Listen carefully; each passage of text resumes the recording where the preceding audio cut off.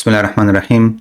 هغه افغانان چې غواړي په خپله کاناډا ته مهاجرت وکړي او په انګلیسي ژبه باندې پوهیږي، نو نن زه د هغوی سره یو ډېر ښه ویب سایټ شریکوم چې ما جوړ کړی دی او په هغه کې مې د کاناډا د امیګریشن ټول موقت او دایمي او د سټیزنشپ برنامې اچولې دي.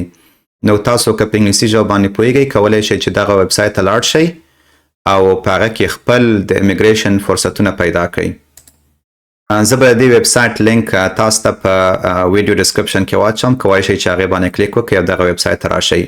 په دې ویب سایټ کې ټول د موقت مهاجرت برنامې ځای شوي دي چې په هغې کې ویزیټر کلاس دی، سټوډنټ کلاس او ورکرز کلاس برنامې دي. تاسو که په هر یو برنامه باندې کلیک وکړئ، نو کولی شئ چې د هغې برنامې تفصیلات تاسو ته مخته راشي. په دایمي اقامت کې ډېرې زیاتې برنامې دي چې هغه د فیملی کلاس لاندې هم دي. مثلا تاسو کولی شئ چې خپل فامیل کاناډا ته راوغواړئ او یا په کاناډا کې ریفیوجي سټیټس ته اپلای وکړئ او یا د اقتصادي مهاجرت لاندې تاسو راشئ چې په دې کې تقریبا د کاناډا 80% ټولې مهاجرتي برنامې د اقتصادي برنامو لاندې دي. نو تاسو کولی شئ چې په دې هر یو برنامه باندې کلیک وکړئ او د هغه تفصیلات وګورئ. د دې برنامو په آخر کې عموما ما لینکونه هم ورکړي چې تاسو کولی شئ چې دا تفصیلات تاسو د حکومت د ویب سایټ سره مقایسه کړئ او د هغه نه وروسته تاسو ورته اپلای وکړئ.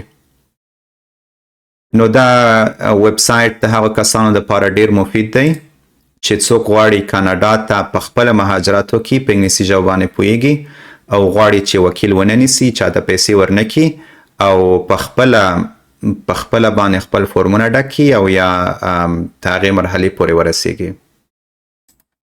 نو امید دی چې دغه ویب سایټ ستاسو خوښ شوی وي.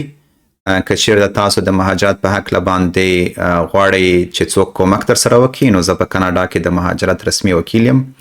زه کولی شم چې تاسو سره د مهاجرتي برنامو په انتخاب کې او یا د مهاجرتي برنامو په اپلیکیشن کې تاسو سره کومک وکړم. مننه او ښې چارې.